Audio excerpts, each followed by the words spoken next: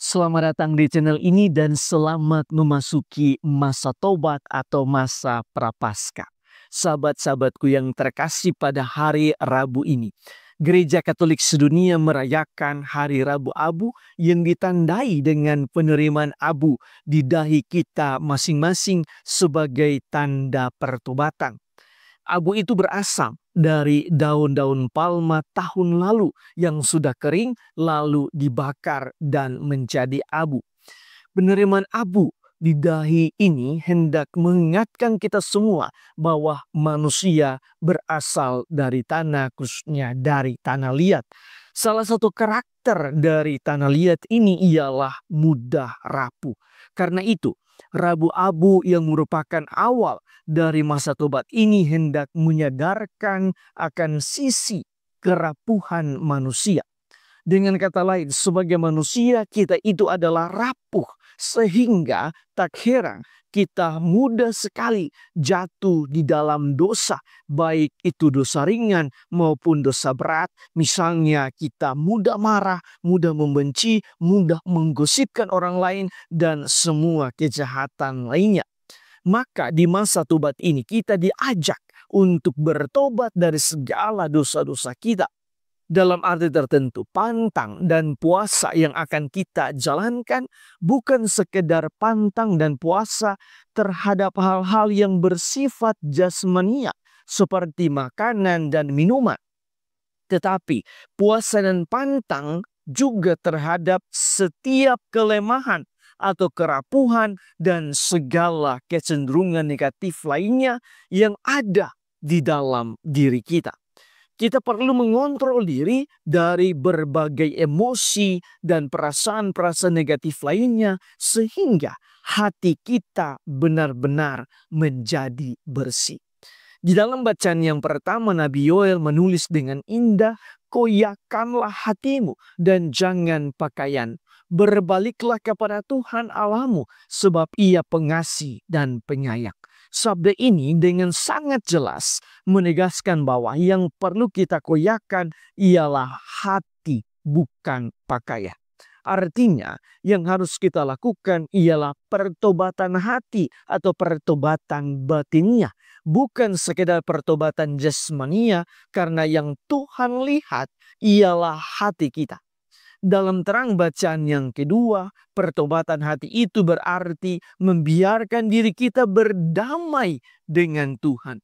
Santo Paulus menulis bahwa berilah dirimu didamaikan dengan Allah. Sesungguhnya hari ini adalah hari penyelamatan. Mungkin kita bertanya bagaimana berdamai dengan Tuhan. Di dalam bacaan Injil, Yesus memberikan beberapa cara, yaitu dengan memberi sedekah, berdoa, berpantang, dan berpuasa. Yesus mengingatkan kita bahwa ketiga hal ini harus dilakukan dengan cara tersembunyi. Bagi saya, kalimat "masuklah ke dalam kamarmu, tutuplah pintu" hendak menekankan bahwa kita pertama-tama harus masuk ke dalam hati dan batin kita, dan hendaklah pertobatan itu dilakukan dari sana, dari dalam hati. Dan ini merupakan pertobatan diri atau pertobatan hati kita.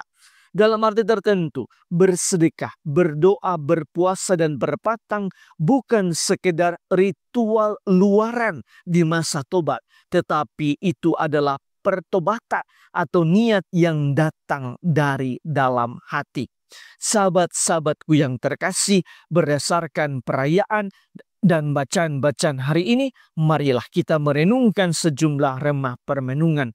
Pertama, di dalam bacaan pertama Nabi Yoel menegaskan, "Koyakanlah hatimu dan jangan pakaian." Sabda ini hendak mengajak kita untuk melakukan pertobatan hati, pertobatan dari dalam diri atau pertobatan dari dalam hati. Pertobatan yang kita lakukan di masa prapaskah ini bukan sekedar tidak makan atau tidak minum atau yang bersifat lahiriah saja. Tetapi kita harus lakukan, yang harus kita lakukan ialah pertobatan hati, pertobatan dari dalam diri kita sendiri. Ini yang penting dari masa puasa atau pantang di masa tobat ini. Ingatlah bahwa kualitas hati sangat menentukan kualitas diri kita. Karena itu, marilah kita bertobat mulai dari dalam hati kita, mulai dari dalam batin kita. Kedua, di dalam bacaan yang kedua, Santo Paulus mengajak kita untuk berdamai dengan Allah. Itu artinya masa tobat ini adalah kesempatan yang diberikan kepada kita untuk memperbarui diri menjadi lebih baik. Dari tahun ke tahun, saya senantiasa menekankan bahwa hendaklah masa tobat ini tidak berlalu begitu saja. Tetapi masa tobat ini benar-benar menjadi kesempatan emas bagi kita untuk mengupgrade, untuk meningkatkan kualitas diri kita. Ketiga, di dalam bacaan Injil, Yesus menekankan 3 cara nyata di dalam melakukan pertobatan, yaitu bersedekah, berdoa, berpuasa, atau berpantang. Ingatlah bahwa dengan bersedekah berarti mematikan ego kita, atau kita mematikan ego kita, atau ego yang ada di dalam diri kita dengan memperhatikan sesama yang membutuhkan.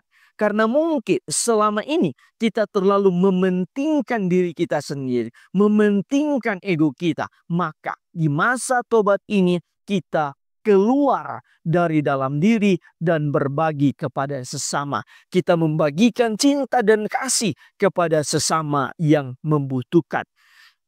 Berdoa berarti kita mempererat lagi relasi kita dengan Tuhan.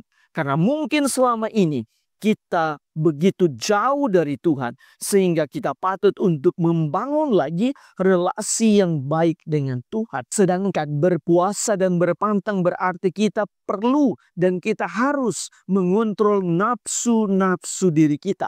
Nafsu-nafsu yang membuat kita jatuh di dalam dosa-dosa kita, jatuh dalam ketamakan diri kita. Kita perlu mengontrol semuanya itu sehingga kita bisa menjadi pribadi yang berkualitas. Marilah di masa tobat ini kita tekun melatih dan memperbaiki kualitas diri kita dengan cara bersedekah, berdoa, berpuasa, dan berpantang. Sehingga nantinya kita bisa merayakan Paskah dengan penuh sukacita. Karena kita benar-benar bangkit dari segala dosa-dosa kita. Bangkit dari manusia lama kita dan menjadi manusia baru yang penuh kemuliaan seperti Yesus yang bangkit. Tuhan memberkati kita semua.